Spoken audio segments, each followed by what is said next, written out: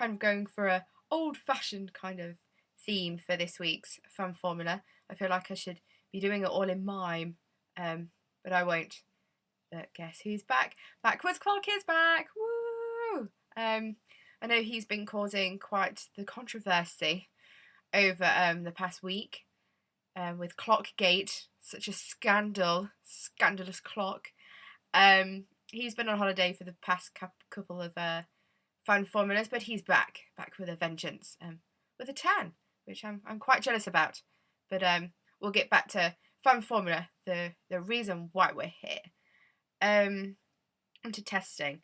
Testing does have relevance to a certain extent because the drivers get to have a feel of the new car, which is important if there are rule changes or new tyre compounds to get used to, so the drivers can kind of wrap their head around them. In relation to times, I don't think they're that important. They just get everyone overexcited, like we've seen with testing in Jerez, everyone getting in on a hype, like, OMG, Raikkonen is quickest, he's going to win everything this season, what a brilliant comeback it's going to be. By the time it gets to the start of the season in Australia, the majority of the cars will probably change anyway.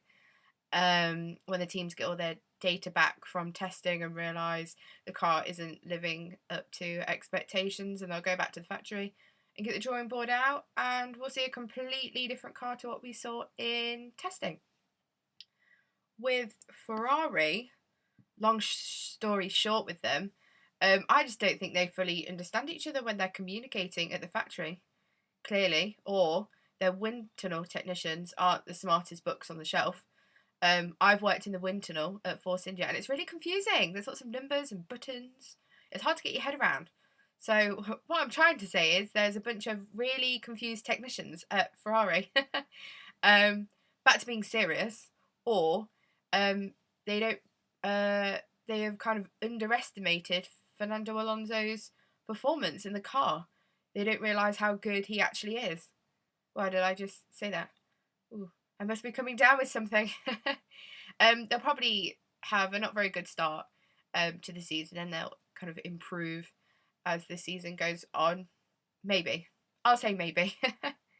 As beautiful as Jules Bianchi is, I think he should just leave the driving to Nico Hülkenberg and Paul di Resta. They're both still kind of rookies. Paul di Resta is going into his second season, and Nico Hülkenberg had, a year out, so he needs to get his head back in the game. I know he had a few practice sessions last season, but they didn't always go too well, and especially in testing, it's important for the main drivers to get as much track time as possible with the new car.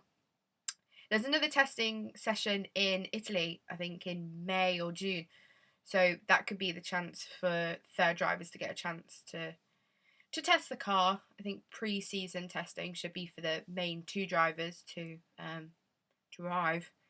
To prepare myself for the new season, I'm heading off to Barcelona next week for the second pre-season testing. I'm so excited. It's going to take a lot of getting used to the new noses, platypus nose or Lego nose, whatever it is. I don't know. So testing will be preparing myself for the new look. Well, I have won that Winter Wonderland competition with Marussia. I still haven't done that, so I've got that to come to prepare myself for the new season. They've emailed me saying they're finalising plans, so it shouldn't be too long before I do that. There's not many pre-season events left, so I'm hoping it won't be too long. Oh, they might ship me out to Australia for the first race. Marussia, if you're watching, I wouldn't mind doing that. Thanks for tuning in to this week's Fan Formula, and I won't see you next week here with Backwards Clock because I will be in Barcelona, but there could be a special Fan Formula from Barcelona. Ooh. See you then. Bye.